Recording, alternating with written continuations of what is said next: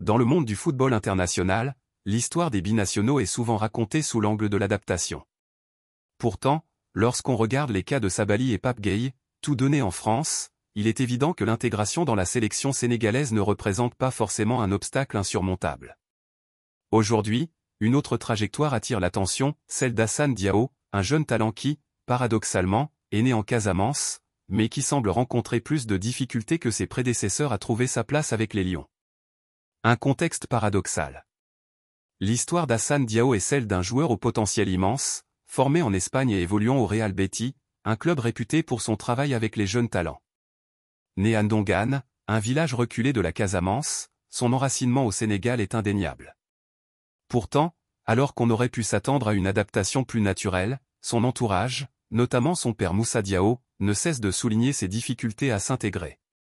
Mais au sein du public sénégalais, une question se pose de plus en plus, est-ce un vrai problème ou un simple discours qui commence à tourner en boucle? Pourquoi Hassane Diao semble-t-il en retard dans son intégration? Si des joueurs comme Ismaïla Sarr, Iliman Ndiaye ou encore Sabaly ont su rapidement s'adapter à la rigueur du football sénégalais, on peut se demander pourquoi Hassane Diao peine encore à convaincre. Plusieurs facteurs peuvent expliquer cette situation. Manque de régularité en club. Le temps de jeu en club est un élément clé pour réussir en sélection. Si un joueur ne joue pas régulièrement dans son équipe, il est difficile de s'imposer au niveau international. Hassane Diao a connu un début de saison flamboyant avec le Betis Séville, mais son temps de jeu a ensuite chuté. Une baisse de régime qui pourrait jouer en sa défaveur. Problème d'adaptation au vestiaire sénégalais. Si la langue et la culture footballistique sont différentes entre l'Espagne et le Sénégal, il ne faut pas oublier que de nombreux joueurs passés par l'Europe se sont parfaitement intégrés.